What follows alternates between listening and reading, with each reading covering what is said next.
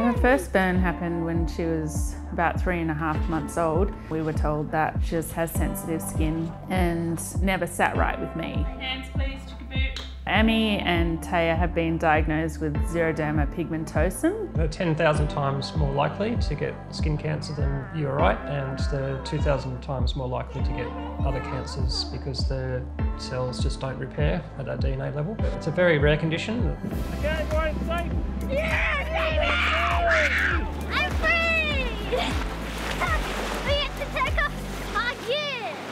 Could I please have an almond latte? So when Amy was really young, that's when she had her first burn at about 3.5 months old. She didn't settle in the afternoon, and by that evening her whole face had puffed up and then it was swollen red. So we went to emergency. They had no idea, didn't really give us any indication of what it could be.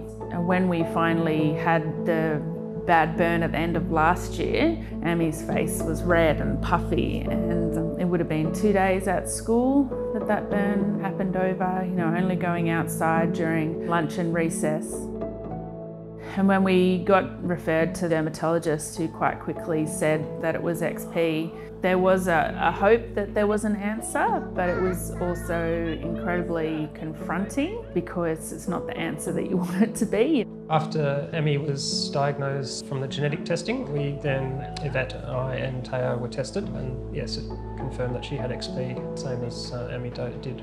It has salt on it. Yeah, I don't know how. So it's called XPD. In essence, their body can't repair the damage at a DNA level when their skin is exposed to UV light. So here we've got the UV meter, which measures very small amounts of UVA and UVB. And so when you point it up to the sky, you can see it climbing quite quickly. So we use this as a very handy tool for places that we don't know whether they're safe or not.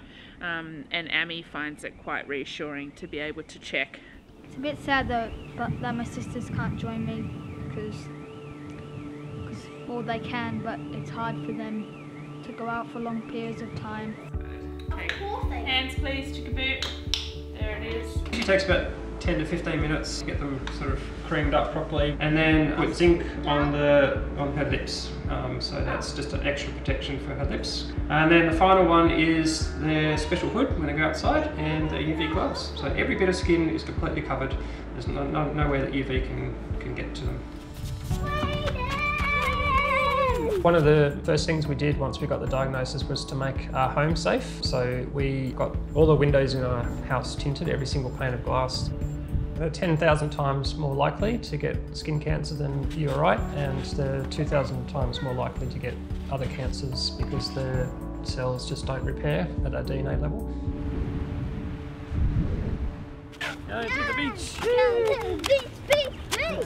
When I first put it on, I was scared, but then I got used to it each day, and I stayed inside. And then when lockdown happened, I started going outside because there was less people, so I wouldn't be as embarrassed with everyone in front of me. And then I was so used to it when everyone came back, so my skin doesn't feel as sore if I protect it, and it hurts when it burns, so at least we've found something to fix that and it won't happen anymore.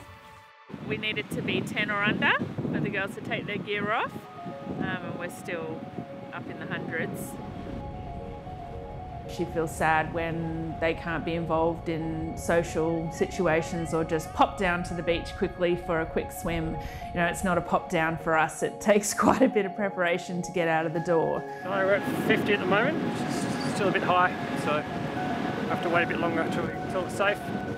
Get the girls' hoods off and gloves, and they can go running around, be free. So, nearly there. Okay, everyone, safe? Yeah, baby! Hoods off! Get it off! I'm free! We get to take off our gear!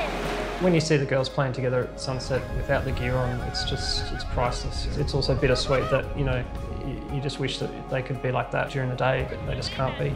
Our hopes and dreams for them are that they continue with the attitude they have at the moment, that they're not going to let this stop them.